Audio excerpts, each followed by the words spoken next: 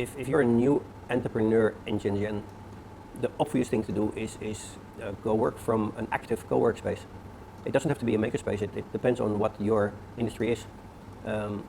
In an active co-work space, and if you don't speak the language, the one where there is a certain amount of foreigners, you will find a lot of like-minded people who are just a little bit further than you and who are really willing and open to share their experience.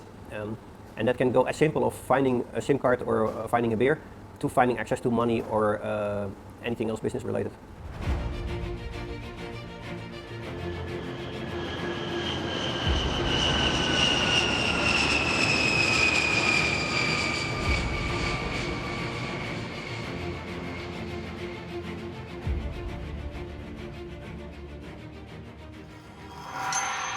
I've basically been most of my life self-employed.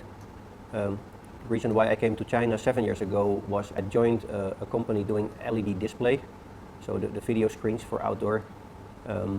I redesigned one of the systems for in the paid football stadiums, and with that design we landed the contract for 7 years for the whole second league football in Holland.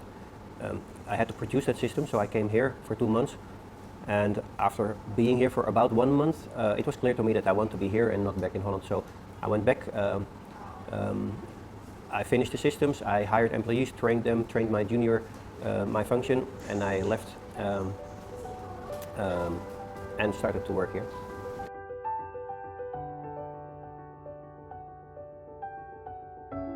I often compare China with the Americas from a few hundred years ago, where everybody was going to America to escape their economic situations in Europe or wherever and trying to build a new good future in America. And this is, in my opinion, happening here, already happened, but it not necessarily for people from abroad coming to China. It also happens, but it's mostly for the people in China themselves. So in a city like Shenzhen, there is a very small minority of original Shenzhen people, and basically everybody here is a foreigner, even the Chinese people. Which makes Shenzhen a unique city to be in, because the cooperation is very strong, because everybody has the same background where they need each other to find access to manufacturing, supply chain, or marketing, money.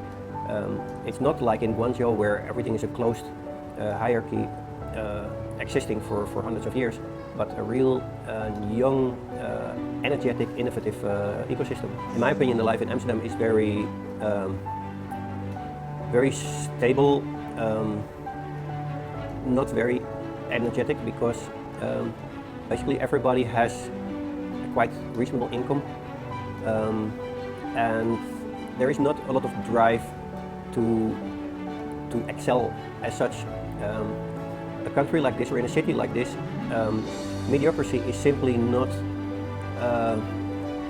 an option.